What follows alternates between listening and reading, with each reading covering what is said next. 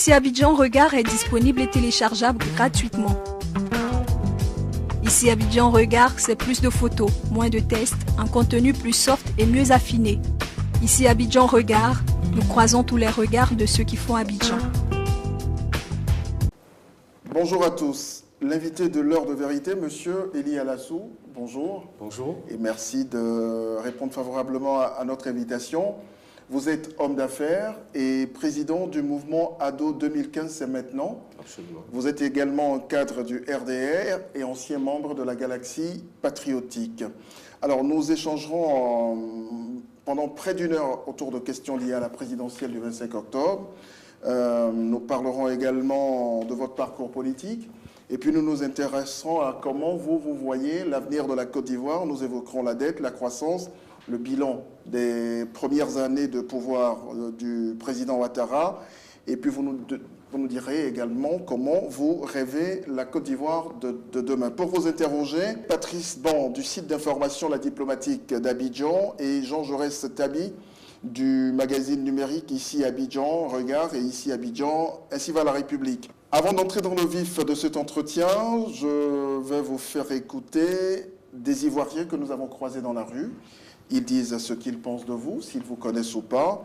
Et il y en a donc qui vous connaissent et d'autres ne vous connaissent pas. On écoute le magnéto et puis on entre de plein pied dans ce débat.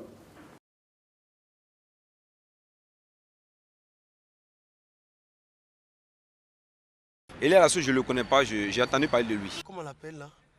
J'ai oublié son nom. Tu me dis Elia? Eli Alassou. Je ne le connais pas. Même à la télé, je ne le connais même pas de vue. Eli Alassou, oui, l'ancien pro-Babo, là je peux expliquer ça comme ça. Le Libanais, oui, je le connais très bien. Je n'ai aucune idée concernant les activités sociopolitiques. En ce qui est ça, Elia Alassou, c'est un militant. Il était un militant de FPI, il a milité avec Blé Goudé.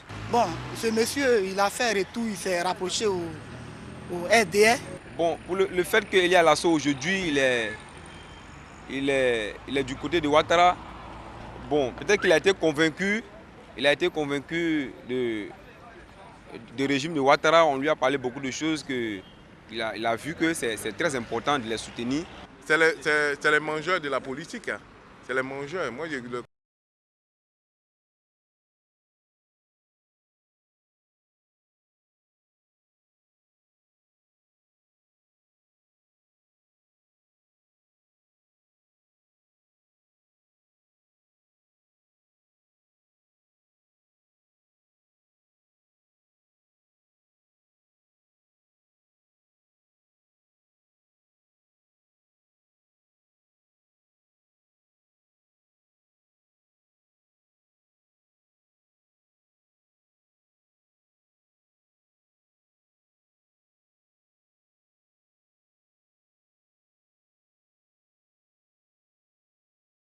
Voilà, Monsieur Eli Alassou, vous avez écouté les Ivoiriens. Comment réagissez-vous à ce que vous avez entendu? Ben écoutez, je réagis très bien. Je vois que la majorité des intervenants me connaissent, donc c'est déjà très bien. Et puis, ils ont eu vraiment de la hauteur d'esprit et vraiment, ils ont vraiment compris qu'on pouvait, à un moment dans sa vie politique, faire un bilan et puis se réorienter, comme l'ont fait beaucoup de grands leaders dans ce monde. Donc, je vois que en tout cas, ils ont vraiment compris ma démarche, sauf, je crois, une personne qui parlait d'être resté fidèle à un parti. Je veux préciser pour la énième fois que moi, je n'ai jamais été FPI. J'ai été Même prêt... si vous avez soutenu Laurent Gbagbo. Voilà, j'ai soutenu Laurent Gbagbo qui incarnait les institutions de la République. Et si c'était à le refaire, je le referais 1000 fois, parce que la Côte d'Ivoire, c'est mon pays qui m'a vu naître, et donc il fallait que je le défende. Mais je n'ai jamais été FPI. Alors, comment expliquez-vous que vous êtes quelque part, ne le prenez pas mal, quelque part un personnage clivant? Qu'est-ce que vous entendez par clivant? C'est-à-dire qu'il y en a qui vous aiment profondément, il y en a qui vous détestent profondément. Mais écoutez, ça prouve que, justement, on suscite un intérêt. Vous savez que dans la haine, il y a de l'amour. Ce sont deux sentiments qui s'imbriquent l'un dans l'autre. Et puis encore une fois, sans prétention aucune, sans me mesurer à eux, mais tous les grands leaders de ce monde ont été, pour certains, haïs, comme le général de Gaulle, aimés. Churchill, c'est la même chose. Mandela, c'est pareil.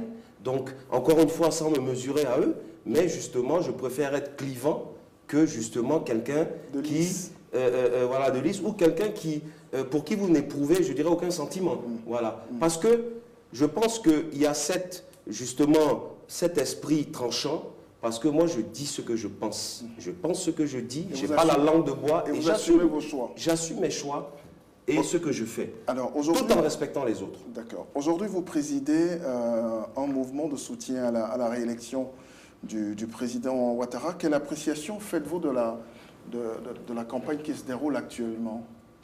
Ben, je dirais que c'est une campagne qui se déroule très bien, dans un climat apaisé, dans le respect des uns et des autres. Dieu merci, nous n'entendons pas de colibés, de diatribes, il n'y a pas d'invectives. C'est une campagne civilisée. C'est une campagne complètement civilisée, apaisée, responsable. Maintenant, c'est vrai qu'il faut aussi le reconnaître, que bon, quand il y a un challenger de poids comme Laurent Gbagbo qui n'est plus là, forcément, ça déséquilibre un peu le débat et la compétition. Ou encore Bédier, bien sûr. Nous avions 3 candidats de poids à l'époque. Pas que je veux minimiser ceux qui sont là en présence, mais bon, force est de constater que, raison gardée, notre champion Alassane Ouattara, à mon avis, part en roue libre, même si une élection n'est jamais gagnée d'avance. Mais pour revenir à votre question, le contenu de la campagne est intéressant. Chacun développe des arguments, des projets de société, ce qu'il entend faire pour les Ivoiriens s'il est élu, au niveau économique, au niveau social, au niveau humanitaire. Donc nous assistons à une campagne vraiment digne des grands pays de ce monde. Alors comment vous vendez aujourd'hui votre candidat, le candidat du RHDP, Alassane Ouattara, comment le vendez-vous? Est-ce que vous vous sentez aujourd'hui crédible à aller parler de Ouattara à des gens qui continuent d'être du bord où vous étiez et à des gens qui vous avez vu de l'autre côté? Est-ce que vous vous sentez crédible pour le vendre aujourd'hui? Mais bien sûr que je me sens crédible parce que, tout d'abord, moi je suis un patriote républicain, respectueux de l'ordre établi. À l'époque, je disais qu'il fallait soutenir Laurent Gbagbo parce qu'il incarnait les institutions. Je dis la même chose aujourd'hui pour Alassane Ouattara qui incarne les institutions. Vous êtes le Talleyrand des temps modernes. Je n'irai pas jusque-là, mais je répète que je suis un patriote républicain. Pour moi, l'ordre est très important. Sans ordre, on ne peut rien construire. Voilà. Maintenant, je suis aussi à l'aise parce que notre candidat a un bilan. Il faut être vraiment de mauvaise foi. Il faut être, et même certains amis du FPI, certains amis pro-Gbagbo le disent, Eli, on n'aime pas ton président, mais force est de constater et de reconnaître qu'il travaille bien. Il a un bilan. Donc, contrairement à l'ancien slogan, nous, on ne dira pas « il n'y a rien en face puisqu'on respecte nos adversaires. On l'entend quand même dans des meetings. Hein. Enfin, nous, on dit « il n'y a pas de bilan en face ». Voilà, il n'y a pas de bilan en face. Ben, les autres n'étaient pas au cœur de l'action du pouvoir, hein, donc oui, mais ils étaient dans l'opposition. Quel bilan pourrait-il avoir? Oui, mais nous, on compare des bilans par rapport à ce qui a été fait les 10 ans précédents. Voilà, c'est par rapport à ça. Sinon, il s'est évident... Vous êtes comptable de ces 10 années-là aussi, puisque vous apparteniez à la galaxie patriotique. Oui et non, mais moi, je n'ai pas gouverné pendant les 10 ans précédents, mais j'étais arrimé. Vous étiez au cœur du système. Oui, mais peut-être que c'est une des raisons de mon changement, justement. Eh oui. Vous allez aborder ça tout à l'heure avec Jean Jaurès. Mais pourquoi pas, avec grand plaisir. Vous savez, moi, je le disais tantôt, vous me présentiez tantôt comme un homme d'affaires aussi, je veux que mon pays avance. Je veux que les investisseurs viennent. Je veux que le pays soit apaisé. Je veux que, en tout cas, on puisse apporter de l'apport social, humanitaire à la population. Pour ça, il faut la paix. C'est ça un vrai patriote. Moi, je suis toujours patriote. Hein. Et le patriote, c'est celui qui veut la paix pour son pays. Parce qu'il ne veut pas que son pays soit traversé par des vicissitudes, des tumultes, je dirais des hauts et bas politiques, des crises à répétition. Voilà. Parce que vous ne pouvez rien développer dans ces moments justement de tumulte. Donc, je veux que mon pays avance. Je veux que les investisseurs viennent. Vous savez, la Côte d'Ivoire a besoin du monde entier, comme le monde entier a besoin de la Côte d'Ivoire. Nous sommes dans un monde de globalisation, de mondialisation. Donc pourquoi ne voulez-vous pas que je soutienne un homme dont le bilan est largement positif. Ah non, mais c'est votre droit, personne ne vous le reproche, c'est votre droit le plus absolu. Je ne vous réponds pas, je dirais mot pour mot, mais je dis que moi, je me mets derrière celui qui fait avancer la Côte d'Ivoire. Celui qui fait reculer la Côte d'Ivoire, à un moment, je fais mon bilan. Donc, et à je change. un moment, Gbagbo a fait avancer la Côte d'Ivoire. Bien sûr. Laurent Gbagbo a sa manière d'aimer la Côte d'Ivoire, qui est celle de l'aimer en résistant. Ouattara a sa manière d'aimer la Côte d'Ivoire, qui est celle de l'aimer en la développant. Chacun aime la Côte d'Ivoire à sa manière, à sa façon, et chacun appuie sur un levier qui lui correspond. Et si Laurent Gbagbo n'avait pas perdu le pouvoir en 2011, est-ce qu'aujourd'hui vous seriez un fervent défenseur d'Alassane Ouattara? Oui, Laurent Gbagbo et moi, et tout son clan, nous étions quasiment en rupture de banc idéologique 1 an ou 2 ans avant l'élection. Et pourquoi? Parce que nous étions divergents sur certains points, notamment, je vais être précis, quant à l'enrôlement. Quand on a commencé à enrôler en 2008, d'abord en 2007, où on faisait des audiences foraines, on a voué aux gémonies les étrangers, ça ne m'a pas plu. Ensuite, quand on est passé à l'enrôlement en 2008, on a parlé de listes désinfectées, je ne sais pas si vous vous souvenez. J'ai dit aussi que c'était des mots qui portaient atteinte à la cohésion sociale. Il suffisait de dire que quelqu'un n'est pas ivoirien, ne respecte pas le code électoral et donc ne pouvait pas être sur la liste électorale. Voilà, plutôt que d'employer des mots qui peuvent être, je dirais, à la base d'une déflagration sociale, d'une déliquescence de la société. Et malheureusement, j'ai eu tort d'avoir raison. Regardez l'enfer dans lequel on est tombé. Après les élections, juste avant l'élection, on a traité Ouattara de candidat de l'étranger. J'ai fait des conférences de presse où j'ai dénoncé cela en disant non. M. Ouattara n'est pas le candidat de l'étranger. Les 32% qui ont voté pour lui sont des Ivoiriens. Parce qu'en filigrane d'un candidat de l'étranger, on comprenait ce qu'on voulait faire dire aux gens. Donc, j'étais déjà en rupture de banc idéologique et ça s'est confirmé pendant les 3-4 mois de crise post-électorale où on ne m'a pas entendu.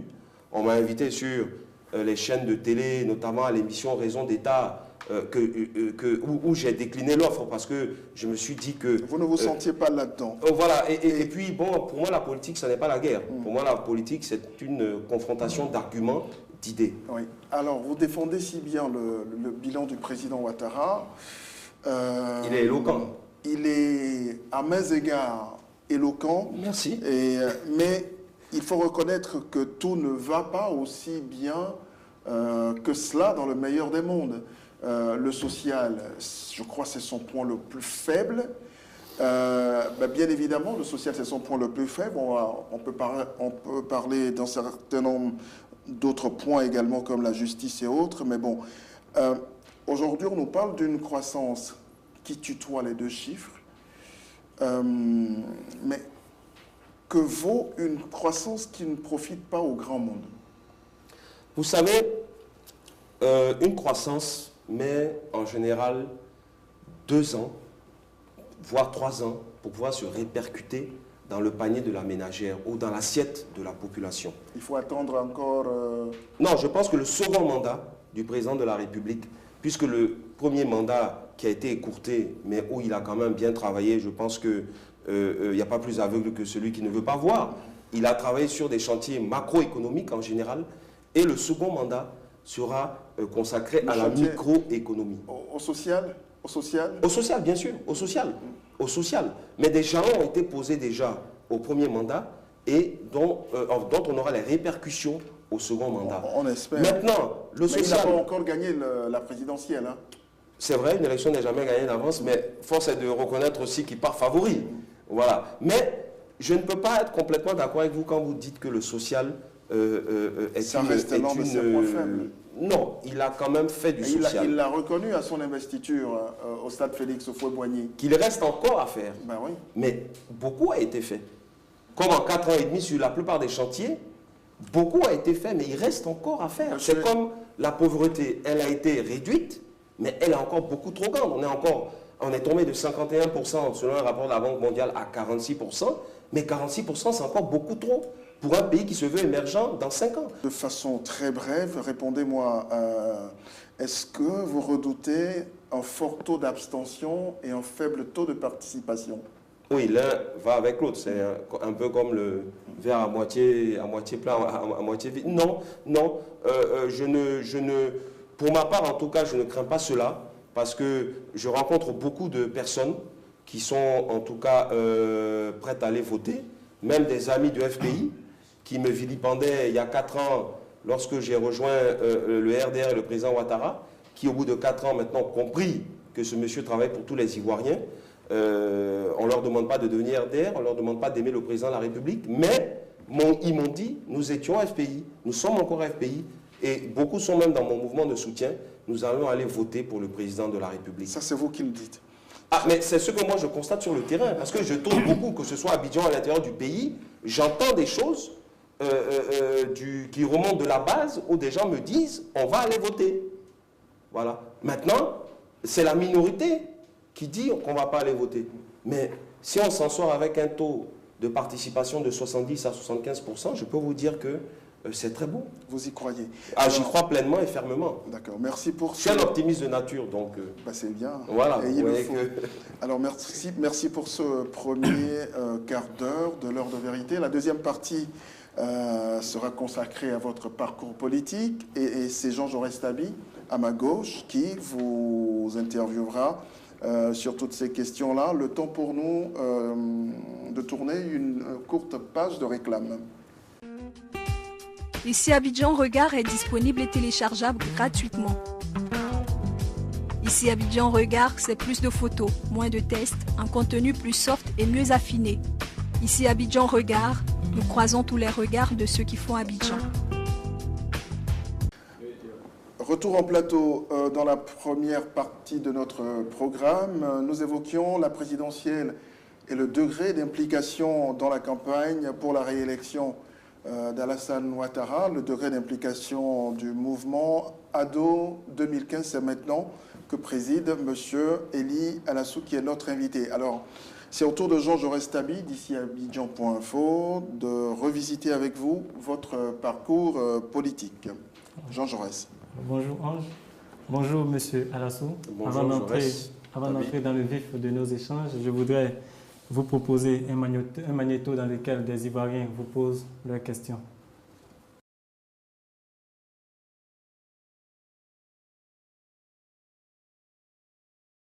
Il était au SPI, il est venu au RAGT. Moi, je n'ai pas de questions à lui poser. Il ne peut rien faire pour les militants. Pourquoi il abandonne le FPI et puis il se rallie au RDR ou bien au RADP? Pourquoi? C'est la question qu'il peut lui poser.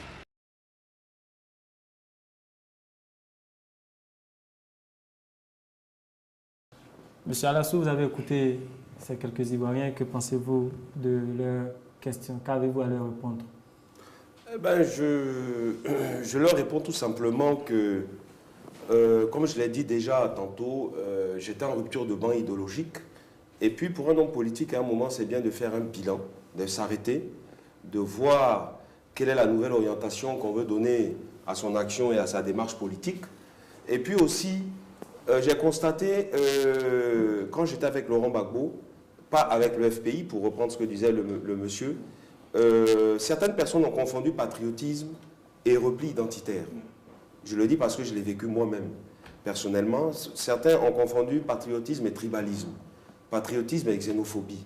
Alors que le patriotisme, c'est la tolérance. Dans le mot patriote, dans le mot patriotisme, il y a le mot patrie, il y a le mot amour, l'amour de la patrie, l'amour du peuple. Donc, le patriotisme, c'est plutôt une valeur inclusive et non exclusive. Voilà, on rassemble, on unit. Et force est de constater que beaucoup ne comprenaient pas cela. Et donc, j'ai compris qu'il va falloir que j'aille exprimer mon patriotisme dans un autre camp qui m'a ouvert les bras, qui m'a demandé de venir travailler avec lui, et où, je ne dirais pas que tout est parfait, mais où je partage certaines valeurs communes, que sont le multiculturalisme, que sont la tolérance, l'ouverture, que sont le brassage racial, ethnique, donc autant d'éléments qui m'ont poussé à aller vers eux pour travailler, encore une fois, pour la Côte d'Ivoire. Mais vous savez, il y a un seul camp en Côte d'Ivoire, c'est le camp de la Côte d'Ivoire. Même dans cette élection, quand je parcours le pays, qu'est-ce que je dis aux gens? Il ne s'agit pas d'être pro Ouattara, pro-Gbagbo, pro-Bédié essentiellement. Il s'agit d'être pro-Côte d'Ivoire. Et celui qui est là, c'est celui qui incarne le mieux cette démarche. Il fait avancer le pays. Tout ce qu'il construit, il ne partira pas avec. Il incarne mieux la Côte d'Ivoire qu'incarnait Gbagbo? Non, je disais tout à l'heure que chacun l'incarne et l'aime à sa manière. Mais force est de constater, encore une fois, ce sont des faits palpables, réels. Avec Ouattara, le pays a fait un bond en avant, il s'est relevé. Alors, à vous entendre, voilà, critiquer ce patriotisme que vous aviez pratiqué il y a quelques années. Et je vous signale que je le critiquais même quand j'étais sous le régime Gbagbo. Hein. Vous l'aviez dit tout à l'heure. Voilà, les coupures de presse Internet, là, peuvent vous témoigner. Alors, M. Alassou, assumez-vous toujours l'appellation de Libanais de Gbagbo? Oh, je pense qu'on m'a affublé de ce sobriquet. Les journalistes, moi, je n'ai pas demandé à ce qu'on m'appelle comme ça, mais je n'étais pas, je dirais, mécontent. Ça ne vous déplaisait pas non? Non, mais est-ce que qui peut être mécontent de porter le nom d'un président de la République? Donc, j'ai assumé. Même jusqu'à présent, on m'appelle comme ça, bien que depuis 4 ans et demi, je sois au RDR. Je pense que le plus important, ce n'est pas les appellations. Le plus important, qu'est-ce que vous faites pour votre pays? Qu'est-ce que vous faites pour que le pays avance? Qu'est-ce que vous faites pour la cohésion sociale? Qu'est-ce que vous faites pour l'unité, le rassemblement? Qu'est-ce que vous faites pour que justement les Ivoiriens ne se regardent plus en chien de faïence? Vous savez, la paix, ce n'est pas une option, c'est une obligation. C'est un impératif. Justement, quelles sont aujourd'hui vos relations avec Laurent Gbagbo d'autre part et aussi avec Charles Blé Goudé qui a été votre compagnon de lutte de longues années? Écoutez, je n'ai plus de relation avec eux. Déjà, de par l'éloignement, j'ai plus de relations. Moi, maintenant, je me consacre à ma fonction de cadre du parti dans lequel je suis et plus largement dans le RHDP. Et puis, je œuvre modestement chaque jour à ce que la Côte d'Ivoire avance. Tout à l'heure, je vous ai dit que je fais venir des investisseurs français, européens. C'est la 3e marque en Europe dans le domaine de la cuisine intégrée, de la cuisine équipée. Donc, j'œuvre à ma manière à ce que le pays avance, à créer des emplois, à créer de la richesse, plutôt que d'être toujours dans du verbiage creux qui n'apporte rien. Vous savez, les pays africains ont besoin plus de présidents qui ont un carnet d'adresses, qui font évoluer l'économie du pays, plutôt que de politiciens, de politiques politiciennes. C'est-à-dire de présidents qui ont une vision. Qui ont une vision, qui ont une ambition. Et encore une fois, on ne peut pas se targuer de dire que Ouattara n'a pas d'ambition et de vision noble pour la Côte d'Ivoire. Encore une fois, tout n'est pas parfait, mais la perfection n'est pas de ce monde. Donc voilà, moi, ce qui m'intéresse. À vous entendre parler on dirait presque que vous rejetez, vous essayez de faire oublier, d'effacer ces années que vous avez passées aux côtés de Charles Blé Goudé dans le camp Gbagbo. Non, moi, j'ai plutôt été à côté de Laurent Gbagbo plus que de Charles Blé Goudé. Je ne regrette pas ce que j'ai fait, je vous l'ai dit. J'ai défendu mon pays qui m'a vu naître, qui m'a vu grandir. Donc, si c'était à refaire, je le referais 1000 fois. Parce que ça n'a échappé à personne que le pays a été attaqué. Maintenant, je dis que beaucoup de gestes ont été posés qui n'ont pas rencontré mon assentiment. Et c'est mon droit, c'est mon rôle de dire que je ne suis pas d'accord avec telle vision. Même si on est patriote, on défend le pays, je ne suis pas d'accord avec telle démarche. Et c'est mon droit aussi, à un moment, de faire un bilan, de dire, ah, les messieurs avec qui je marchais, apparemment, nous ne nous comprenions plus. Vous savez, c'est comme une femme. Vous épousez une femme, bien vous êtes avec elle, vous pouvez rester pas mal d'années, et puis après, vous constatez que vous ne pouvez plus, je dirais, cheminer ensemble, et bien, il vous appartient de divorcer. Le divorce existe, hein. On a l'impression qu'en Afrique, tellement le débat politique est passionné qu'on ne peut pas quitter tel leader pour aller avec un autre. Mais pourquoi? Ou bien quitter telle idéologie pour aller avec une autre. Mais certains confondent cela de la transhumance politique. Non, ce n'est pas de la transhumance. Je peux comprendre que certains y pensent. À moi maintenant de les éclairer. À moi maintenant... Certains vous ont taxé aussi de transhumant politique. Mais je pense que c'est un vocable subjectif. La transhumance politique, pourquoi? Non. J'ai expliqué depuis tout à l'heure en long et en large, mais je peux encore argumenter pourquoi j'ai quitté, et même avant même qu'il ne tombe, Laurent Gbagbo. Et je critiquais durement, même dans la presse, le régime Gbagbo. Mais parce que je voulais qu'il avance, Laurent Gbagbo. Mais malheureusement, il a écouté les radicaux. Il a écouté les extrémistes. Nous étions des modérés. On n'avait pas droit au chapitre. Mais donc, quand vous êtes exclu, qu'est-ce que vous faites en politique et dans la vie tout court? Mais vous allez où on vous ouvre les bras? Alors vous pensez aujourd'hui... Je vais vous faire une confidence. Pendant les événements du Golfe, pendant les 4 mois et demi, mais le président, l'ancien Premier ministre, le président de l'Assemblée nationale, Soro Guillaume, il m'a appelé, il m'a dit, Eli, mets-toi à l'abri, on va travailler. J'étais en contact avec le ministre Amadou Soumaoro, qui m'a dit, Eli, on va travailler ensemble, tu vas nous rejoindre. D'autres ministres aussi, je ne vais pas tous les citer, qui m'ont dit, toi, peut-être tu as une vision qui peut nous intéresser.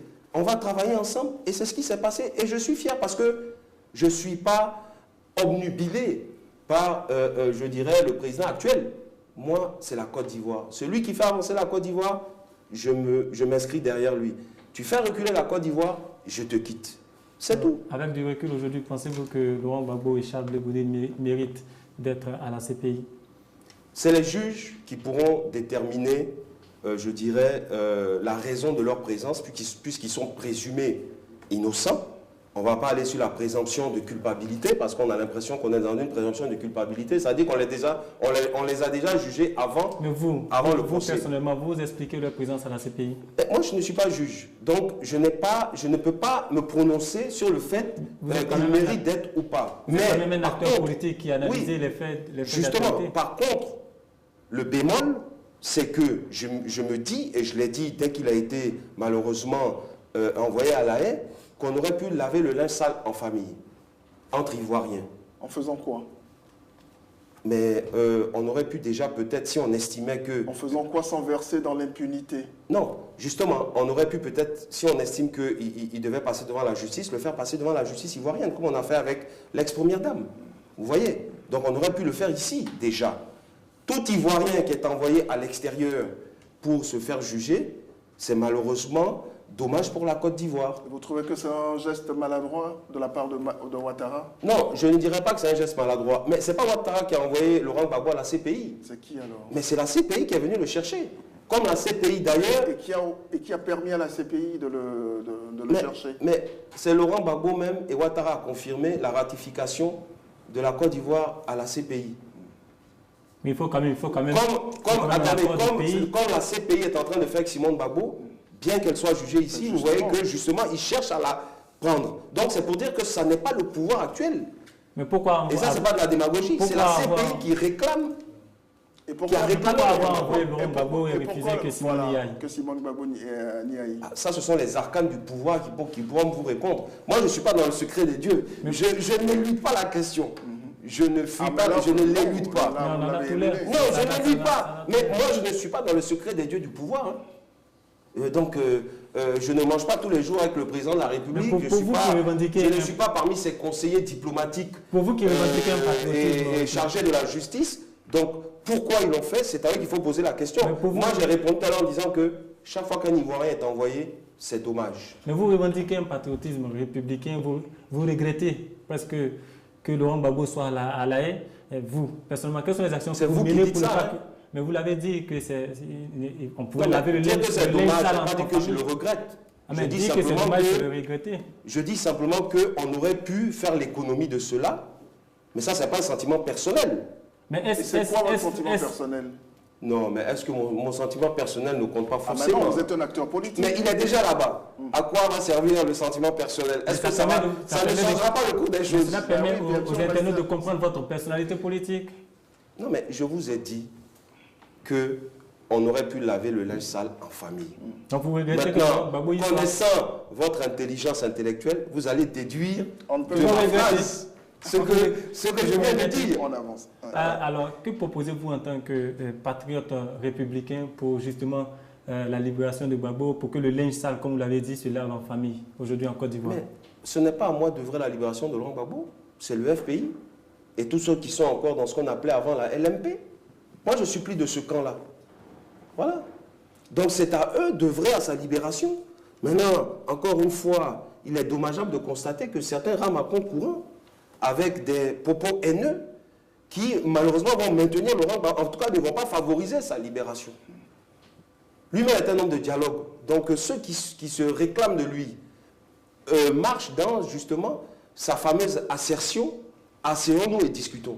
Mais d'autres sont dans un dogmatisme, dans un radicalisme politique qui ne va nous mener nulle part. Est-ce que vous espérez que, à l'ouverture du second mandat, s'il était réélu, le président Ouattara ait un geste fort à l'endroit de toutes ces personnalités qui aujourd'hui sont en prison, toutes ces personnalités pro-Gbagbo qui aujourd'hui sont en prison?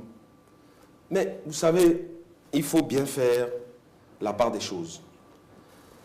On nous dit que ce sont des prisonniers politiques. Moi, je ne partage pas ce sentiment. Ils sont quoi alors? Mais ce n'est pas des prisonniers politiques. C'est des prisonniers. Peut-être que vous pouvez arguer le fait qu'on peut les juger de manière accélérée un peu plus vite. Est-ce que ce n'est pas pour leur opinion qu'ils sont en prison? Non, non, pas du tout. C'est des personnes qui ont été prises pendant la crise post-électorale. Mais Samba David a été pris pendant la crise post-électorale. Oui, mais monsieur Samba David fait de la subversion. Monsieur Samba David, d'ailleurs, ce n'est même pas son vrai nom. C'est un patriote, je le connais, on se connaît très bien. Il fait de l'insurrection déguisée. Voilà. Donc, on veut démontrer qu'à défaut d'être un État parfait, ça n'existe pas, mais nous sommes un État de droit. Dès que vous avez des propos insurrectionnels, il est normal que la loi s'applique dans toute sa rigueur. Maintenant, où je peux vous rejoindre, ceux qui sont en prison, ce serait bien de pouvoir, et ça c'est un cri de cœur que je lance au président de la République, parce qu'après tout c'est quand même un père de famille, qu'on essaye de les juger au plus vite et qu'on sache s'ils sont coupables ou pas, et auquel cas on les met en liberté. Mais la plupart d'entre eux, c'est des prisonniers de guerre, on va dire, de la crise post-électorale. Pourquoi? Je vais vous expliquer. Pourquoi moi, étant un pro-Gbagbo, je n'ai pas été emprisonné? Vous avez déjà des contacts avec le RDR? Mais vous avez... Ça ne veut rien dire. Moi, j'ai fait campagne pour Gbagbo, même si on était en rupture de banc. J'ai fait campagne pour Gbagbo. Mais ça s'explique quelque part. Parce que je n'ai pas de crime de sang, ni de crime économique sur les bras. Mais ça s'explique quelque part. Tout à l'heure, vous nous disiez que plusieurs mois déjà avant, voilà, vous aviez pris vos distances. Oui, mais j'ai quand même fait campagne pour le président de la République jusqu'au dernier jour. J'ai fait la caravane de son livre-programme. Il avait sorti un livre bleu pour la Côte d'Ivoire et j'ai fait campagne en distribuant ce livre un peu partout en Côte d'Ivoire. Alors, M. Alasso... Oui, vous pouvez ne pas être d'accord avec quelqu'un, mais le suivre jusqu'au bout, faire campagne pour lui, parce que dans mon esprit, il était incohérent de le défendre quand le pays avait été attaqué et ne pas, je dirais, faire campagne pour qu'il soit réélu. Puisque moi, je suis pour l'accession au pouvoir par les urnes, qui est la respiration, qui est l'oxygène de la démocratie. Est-ce que réellement vous êtes accepté au RDR? Mais ça, c'est au RDR qu'il faut poser la question. Est-ce que même c'est important? Comment vous ressentez cela? Mais moi, écoutez, vous êtes à l'aise dans vos baskets au RDR? Écoutez, je vais vous dire franchement, il y a des mots que j'entendais dans l'ancien régime que j'entends pas au RDR. Je ne veux pas entrer dans les détails. Vous savez, les mots, comme François Mitterrand disait, c'est des machines extraordinaires à fabriquer du sens ou à broyer du non-sens. Les mots sont explosifs. Et des fois, c'est plus, je dirais, dévastateur qu'un revolver. Mais si je vous dis tout ce que moi j'ai entendu sous l'ancien régime, mais vous allez, je dirais, vous me diriez, mais pourquoi est-ce que tu es resté aussi longtemps même avec eux? Mais j'ai encaissé jusqu'au bout. Donc au RDR, encore une fois, ce n'est pas parfait, mais je suis accepté pour ce que je suis, comme je suis. Voilà. Toute dernière préoccupation, je voudrais vous demander, qu'est-ce que vous gagnez avec Alassane Ouattara de façon individuelle que vous n'avez pas eu avec Laurent Gbagbo? Non, c'est plutôt qu'est-ce que la Côte d'Ivoire gagne. Non, vous, en tant qu'opérateur économique et en tant qu'acteur politique. Non, on va dire plutôt en tant qu'opérateur économique. En tant qu'opérateur économique, qu'est-ce que je gagne? Eh bien, je gagne d'abord un environnement des affaires qui est assaini, un tribunal de commerce, comme je l'ai dit tantôt, qui a été créé, qui permet avec une célérité déconcertante de régler nos conflits. J'en sais quelque chose puisque j'avais un conflit là-bas qui a été réglé, mais dans la transparence la plus totale, sans corruption. Le CPC, vous pouvez créer une entreprise maintenant en 48 heures. La fiscalité qui a été pour certains produits réduite. La justice, même s'il faut travailler encore à la corruption, à défaut de l'éradiquer, elle est en train, je dirais, de gagner ses lettres de noblesse, et j'en sais quelque chose aussi. Donc, autant d'éléments qui font que, justement, la Côte d'Ivoire au niveau économique, au niveau du rappel des investisseurs dans ce pays-là, mais moi, j'y gagne. J'y gagne, et beaucoup d'entrepreneurs, d'opérateurs économiques y gagnent. Donc, voilà autant d'éléments qui nous permettent, justement, et je ne vous parle même pas de l'IS, qui est l'impôt sur les sociétés, qui a été réduit aussi, je ne veux pas être trop technique, mais force est de constater que le président de la République est un libéral. Je suis un libéral, moi, je n'ai jamais été un homme de gauche, je suis un homme de droite. Donc, il comprend la logique libérale et les rails sur lesquels il faut mettre la Côte d'Ivoire pour que économiquement elle puisse se relever. Parce qu'il n'y a que de par l'économie qu'un pays peut se relever, avec évidemment une cohésion sociale qui va avec, puisque l'un va forcément avec l'autre. Alors merci Jean Jaurès Tabi pour cette riche deuxième partie de cette émission. Alors comment, Elie Alassou, vous voyez l'avenir de la Côte d'Ivoire si Ouattara était réélu? Quels seraient les grands chantiers auxquels il devrait s'attaquer? Vous débattrez de toutes ces questions tout à l'heure avec Patrice Ban de la diplomatique d'Abidjan, juste le temps de cette réclame. Ici Abidjan Regard est disponible et téléchargeable gratuitement. Ici Abidjan Regard, c'est plus de photos, moins de tests, un contenu plus soft et mieux affiné. Ici Abidjan Regard, nous croisons tous les regards de ceux qui font Abidjan. Voilà, Patrice Ban de la diplomatique d'Abidjan nous a rejoint. Bonjour Patrice. Bonjour. Maintenant c'est à votre tour d'interroger Monsieur Elie Alassou, notre invité. Bonjour Monsieur Elie Alassou. Bonjour Patrick. Alors, il est prévu une alternance en 2020 entre le RDE et le PDCI en Côte d'Ivoire. Et après vous avoir vu soutenir Laurent Gbagbo, aujourd'hui vous êtes au RDE, vous soutenez M. Ouattara. Peut-on déjà penser que vous serez au PDCI? Non, pas du tout. Vous savez, après l'élection de 2015, vous savez, vous êtes sans savoir qu'un parti unifié sera mis en place, comprenant donc tous les partis membres du RHDP. Donc, pour ma part, quand il y aura le parti unifié, il ne sera plus question d'alternance, puisque tous ces partis-là seront confondus dans un seul et unique parti. Vous voyez, ce n'est pas le parti unique, hein, mais c'est plusieurs partis qui se mettent ensemble. Mais si on fait un parti unifié, pour qu'en plus il y ait des tendances dans ce parti-là ou des courants divers qui reviennent donc à l'origine, PDC, RDR, c'est comme si nous n'avions rien fait. Donc quand il y aura le parti unifié, il n'y aura plus d'alternance PDCI ou d'autres partis, ou comme j'ai vu que le candidat de l'UDPCI veut se présenter. À partir du moment où vous êtes dans le parti unifié, c'est votre droit de vous présenter. Est-ce qu'il est possible que, dans la perspective de cette alternance-là, les ex-RDR, ex-PDCI soutiennent Mabry plutôt que Bakayoko ou Guillaume Soro? Vous savez, s'il y a une science, peut-être qui n'est pas exacte, qui est la politique, où tout est ouvert, rien n'est prévisible à l'avance, rien n'est prémédité, ou en tout cas, on ne peut préjuger de rien. Ça n'est pas, ce cas de figure n'est pas à exclure.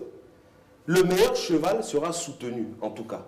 Celui qui peut porter haut et fort les couleurs du RHDP, être dans la même dynamique que celle du président Bédié et du président Ouattara après la fin de son second mandat, ben nous serons derrière lui. Non, en fait, c'est vous qui le dites, ou bien ça a été déjà... Parce que le PDCI veut aller en tant que parti pour les élections en 2020, je vais dire, pour la tenance. Mais non, mais c'est antinomique. C'est antinomique. C'est vous qui le dites? Mais non, ce n'est pas... Enfin, moi, je le dis, oui. C'est ce qui a été décidé? Non, encore une fois, je ne suis pas dans le secret des dieux, mais je suis quand même un acteur de cette mouvance-là du RHDP. Je dis qu'intellectuellement, c'est antinomique. On ne peut pas être dans un parti unifié. Unifié, étymologiquement, ça veut dire ce que ça veut dire. Alors, pour l'instant... Alors, on peut être dans un parti unifié et puis en même temps dire, ben non, c'est le tour du PDCI d'être candidat. Mais ça n'exclut pas que même dans le parti unifié, un ancien du PDCI peut être candidat. En fait, le RHDP oui. a été créé oui. juste pour aider M. Ouattara à toujours gouverner, continuer son mandat. En fait, c'est ça. Non, c'est une erreur. Non, mais c'est une erreur parce que je peux vous affirmer... En 2020, le PDCI compte aller en solo, je vais dire. Ah, mais donc, voilà. c'est pas de RHDP. Non, justement, il n'y aura plus de RHDP. Je vais vous dire. Il n'y aura plus de RHDP. Le RDS sera de son côté. Quand nous étions... utopique, cette histoire de parti unifié. Voilà. Non, ce n'est pas une utopie. Ce que je peux dire pour répondre d'abord à la deuxième question, le RHDP existe en tant qu'entité politique. Le récépissé a été déposé il y a 2 mois. On nous l'a annoncé quand on a investi la direction de campagne. Voilà, le récépissé du RHDP a été déposé, donc il existe en tant qu'entité politique. Maintenant, je dis et je répète, on ne peut pas être dans le RHDP et se réclamer d'un ancien parti, puisque par définition, ce parti est dissous. Il n'y aura plus de RDR, de PDCI, de UDPCI, de MFA. Tous ces partis sont dissous et ne forment plus qu'un seul parti, qui est le RHDP. Alors, quelle personnalité vous... Ça tombe sous le sens. Alors, quelle personnalité au sein de ce futur parti unifié voyez-vous prendre la relève d'Alassane Ouattara à la tête de la Côte d'Ivoire? Est-ce qu'il viendrait du RDR? Est-ce qu'il viendrait quand même à la base du PDCI ou de l'UDPCI, voilà, du MFA? Non, c'est beaucoup trop tôt. Bon, c'est beaucoup trop tôt. 5 ans avant, oui. On ne peut pas être prémonitoire à ce point-là. 5 ans avant, une prémonition à ce point-là, c'est beaucoup trop. En politique, vous ne savez même pas ce qui peut se passer une semaine avant. A fortiori, 5 ans avant. Mais il n'empêche qu'on fasse des analyses, qu'on recoupe d'abord, ça sera historique. D'abord, ce que je peux dire, c'est que... Parce qu'on sait aujourd'hui qu'il y en a un qui a vraiment envie, c'est Guillaume Soro. Voilà. Mais est-ce que... Mais le fait... Mais c'est légitime. C'est légitime. Est-ce que vous pouvez empêcher quelqu'un d'avoir des ambitions pour son pays? Est-ce que tout le monde sera d'accord que M. Soro soit le candidat du parti unifié? Mais ça sera un débat interne au sein du RHDP. Il y a des congrès, non? Les congrès, ils sont faits pour quoi? Pour désigner le candidat de ce parti-là. Maintenant, on ne peut pas présager 5 ans avant de cela. Pour l'instant, nous sommes concentrés sur une seule chose. La réélection de Ouattara. C'est la réélection et la réussite du second mandat comme celui de 2011 à 2015. Donc, c'est la réussite de ce mandat. Par contre, ce que je peux rajouter, c'est que quel que soit le candidat qui va venir en 2020, il sera obligé de s'adosser au président Bédié et surtout au président Ouattara. Et de rester avec lui pour avoir, je dirais, les conseils adéquats, idoines, le carnet d'adresses diplomatiques, politiques, économiques, banquiers, financiers qu'il a. Donc même si le président Ouattara sera, je dirais, entre guillemets à l'écart, sera plus président de la République, mais ça sera une pièce... continuera d'avoir... Mais ça sera une cheville ouvrière du développement continu de la Côte d'Ivoire. Donc il sera obligé de travailler avec lui. Ouais. Maintenant, le temps nous le dira. Oui. Justement, ça m'amène à vous poser cette autre question. Oui. Que comptez-vous faire après qu'il y ait, selon vous, des partis unifiés, le parti qui sera unifié, le RHDP qui va venir toujours continuer? Est-ce que vous comptez toujours rester en tant que président d'un parti de soutien à M. Ouattara ou qu'envisagez-vous faire? Dans le mouvement de soutien. Non, mais après 2020, moi, je ne peux pas présager de ce qui va se passer. Je ne peux pas présager. Peut-être que, je ne sais pas, moi, je serai appelé à d'autres fonctions, on ne sait pas. Mais moi, je reste dans mon parti, je travaille. Est-ce que selon vous, on a fait de réelles avancées sur le terrain de la réconciliation nationale? Est-ce que ce n'est pas un gros chantier inachevé? Mais vous savez, je le dis encore une fois. Même si c'est un processus, est-ce qu'à l'état actuel de l'évolution des choses en Côte d'Ivoire, la réconciliation, ça ne reste pas un chantier, un gros chantier inachevé? Vous savez, je le dis sans suffisance et sans condescendance. La réconciliation, je le répète, est une obligation. Et c'est un processus continu. C'est un processus continu. Et je vais même peut-être vous faire une confidence. Les Ivoiriens se réconcilient avec le temps. Et ils sont en train de se réconcilier. C'est certains acteurs politiques qui ne veulent pas se réconcilier. Ce sont certains acteurs politiques qui mettent de l'huile sur le feu.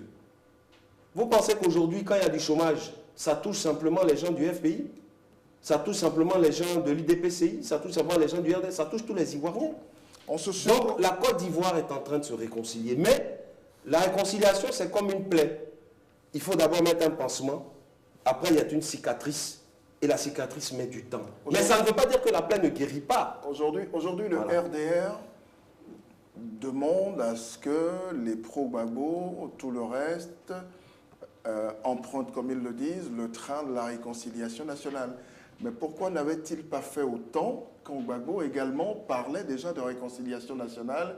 Il a même créé un ministère de la réconciliation nationale. Alors pourquoi est-ce que c'est aujourd'hui que le RDR pense que c'est utile de... Mais je vais vous dire, Laurent Gbagbo a fait une erreur à l'époque.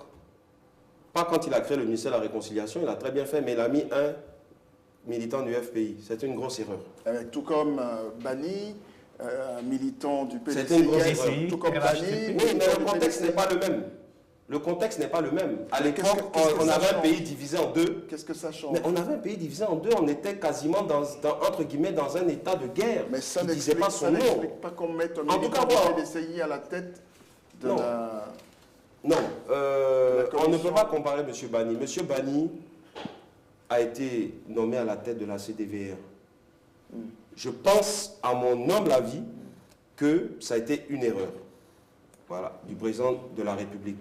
Parce que quand il a été nommé à la tête de la CDVR, il avait déjà comme ambition, bien avant même, de se présenter à l'élection présidentielle. Mais vous ne lisez pas dans ses pensées quand même. Non, mais c'est une évidence. M. Bani, même depuis qu'il a accepté le poste de Premier ministre en 2005 sous Gbagbo, avait cette intention-là. Sinon, il n'aurait pas accepté le poste de Premier ministre dans un, je dirais, dans le chaudron, dans l'eau bouillante dans laquelle on était en 2005. Donc, vous voyez, ça a été une erreur. Maintenant, pour revenir au sujet de la réconciliation, moi, je peux vous dire, je parcours des marchés, je parcours des quartiers, je parcours beaucoup, en tout cas, même de campements, de hameaux à l'intérieur du pays. Les gens ont soif de réconciliation et ils se réconcilient. Tout n'est pas parfait, mais nous sommes sur la bonne dynamique. La réconciliation politique. Parce mais je parle de réconciliation politique. Maintenant, vous savez, il y a des irréductibles qui eux-mêmes ne veulent pas se réconcilier. Vous savez pourquoi? Parce qu'ils ne sont pas en paix avec eux-mêmes. Ils ont encore la haine en eux. Ils ne se réconcilient pas avec eux-mêmes avant de se réconcilier avec quelqu'un d'autre. Donc vous ne pouvez pas faire de réconciliation avec ceux-là. Mais nous allons quand même essayer de leur tendre toujours la main, parce que c'est ceux qui sont au pouvoir qui doivent tendre la main. On a moins de 3 minutes. Voilà. Ok, monsieur Eli. Juste encore une autre question.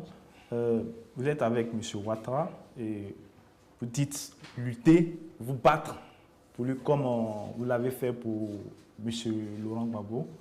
Est-ce que nous aimerions bien savoir quels sont les axes que vous posez actuellement pour que on sache que effectivement vous travaillez pour M. Ouattara? Ah ben, tout d'abord, comme je l'ai dit, c'est œuvrer à la réconciliation. Dans mon mouvement de soutien, ADO 2015, c'est maintenant, j'ai beaucoup de militants, bien sûr du RDR, du RHDP, tout ce que vous voulez, mais j'ai beaucoup d'ex-pro-Gbagbo, comme moi d'ailleurs. J'ai beaucoup de pro-Gbagbo aussi, qui me disent, Eli, on a compris ta vision. Vous parlez d'ex-pro-Gbagbo à chaque fois, mais vous ne donnez pas de nom. Mais il y en a, mais oui. Il y en a. Qui est avec vous actuellement? Lui et Valérie, c'est un pro-Gbagbo, c'est même pas un ex-pro-Gbagbo. Il m'a dit clairement, Eli. Le seul? Non, il y en a. Il y a M. Blé Alain, il y en a plein. Il y a M. Blé Lazare, et la plupart même viennent de l'Ouest en plus. Voilà. Et je vais la semaine prochaine poser... Pourquoi la plupart viennent de l'Ouest en plus? Bah écoutez, a priori on nous dit c'est le bastion de l'ex-président. C'est ce qu'on nous dit, c'est ce qu'on constate. Donc vous voyez que d'abord dans mon mouvement de soutien, je fais tout pour que ça soit le reflet sociologique de la société ivoirienne, qui est toutes les composantes. Et Dieu merci, ça marche. Ils m'ont dit, on ne t'avait pas compris il y a 4 ans quand tu as rejoint le RDR, mais aujourd'hui on a compris. Et moi je ne leur demande pas de devenir RDR. Je leur dis simplement, soyez des patriotes républicains. Vous voulez que votre pays avance. Vous ne voulez plus être une génération sacrifiée. Vous voulez trouver du travail. Vous voulez vous réinsérer dans la société. Et je fais tout pour qu'ils deviennent des Ivoiriens nouveaux. Parce que c'est l'axe central du président de la République dans le second mandat. Un Ivoirien nouveau, qu'est-ce que c'est? Un Ivoirien nouveau, c'est un Ivoirien qui est débarrassé de la facilité. C'est un Ivoirien qui remet au centre je dirais, de ces paramètres vitaux, le paramètre viscéral qui est le travail. Parce que le travail, c'est la considération humaine. Quand vous travaillez, vous êtes considéré dans votre quartier, dans votre famille, dans votre région. Et le travail bien fait, le respect de la parole donnée, autant d'éléments qui sont futiles pour certains. C'est tout mais un programme. Hein. Mais c'est alléchant. C'est tout un programme, mais c'est alléchant. C'est parce que c'est justement difficile que c'est exaltant. En fait, on ne voit pas vraiment vos actions parce que ce n'est pas médiatisé. On ne comprend pas. Mais, si, certaines sont médiatisées. Je suis désolé. Il suffit de regarder la télé. Il n'y a pas plus tard que 3 jours, je suis passé avec le REJACI, qui est le réseau des jeunes pour l'avenir de la Côte d'Ivoire, où nous sommes en train de militer pour justement une jeunesse apaisée et responsable, parce que la jeunesse est l'avenir de la Côte d'Ivoire. Alors, M. Eli Alassou, alors s'il y avait 1, 2, 3 chantiers que le président Ouattara devrait ouvrir tout de suite au lendemain de sa victoire, s'il est réélu à la présidentielle, quels seraient-ils? De manière péremptoire, il y a 3 grands chantiers. D'abord, le premier. L'emploi jeune. L'emploi des jeunes. Dieu merci, un ministère pour l'emploi des jeunes a été mis en place avec le ministre Sidi Touré. Et vous voyez qu'il a commencé à travailler. À quoi bon, donc, l'emploi jeune. À quoi bon offrir des emplois à des jeunes qui vivent dans un pays qui n'est pas réconcilié? Mais c'est vous qui dites que le pays n'est pas réconcilié. Le pays est en voie de réconciliation. Beaucoup d'Ivoiriens se réconcilient. Ce sont les acteurs politiques qui ne sont pas réconciliés, qui ne veulent pas de réconciliation, justement pour pouvoir encore manipuler ces jeunes. Et justement, moi, je leur dis à ces jeunes, comme on est sur le premier point qu'est l'emploi des jeunes, il y a 2 axes dans la vie.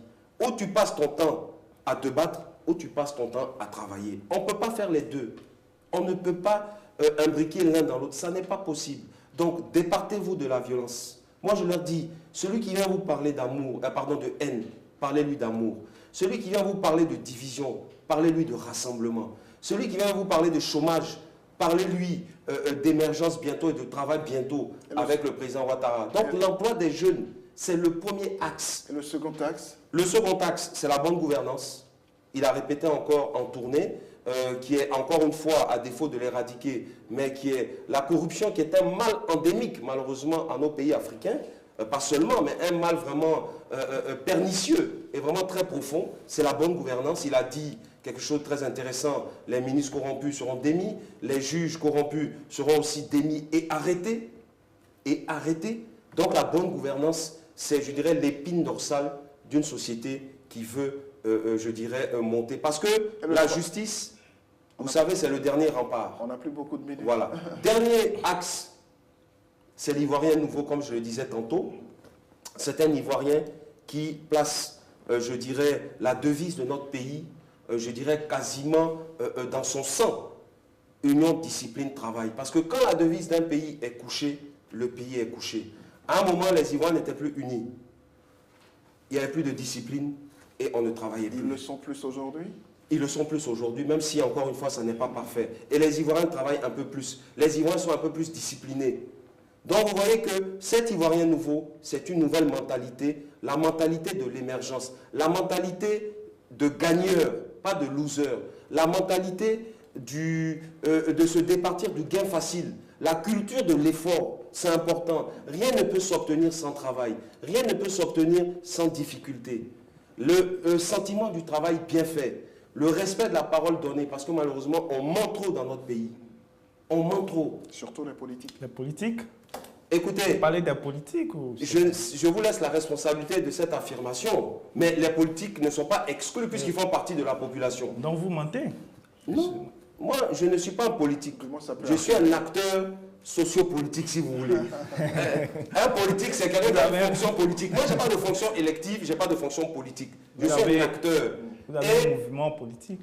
Oui, mais je ne suis pas parfait. Je m'efforce tous les matins de ne pas mentir, de dire la vérité et d'être sincère. Et on veut bien vous croire. Voilà l'Ivoirien nouveau, c'est ça. Très bien. Merci Monsieur Eli Alassou, merci à Patrice Ban de la diplomatique d'Abidjan, un site d'information. Alors vous retrouverez donc cette heure de vérité sur www.ladiplomatique-d'Abidjan.com, notre partenaire éditorial. Merci donc à Monsieur Eli Alassou, président du mouvement ADO 2015, c'est maintenant. Bonsoir chez vous. Ici Abidjan Regard est disponible et téléchargeable gratuitement. Ici Abidjan Regard, c'est plus de photos, moins de tests, un contenu plus soft et mieux affiné. Ici Abidjan Regard, nous croisons tous les regards de ceux qui font Abidjan.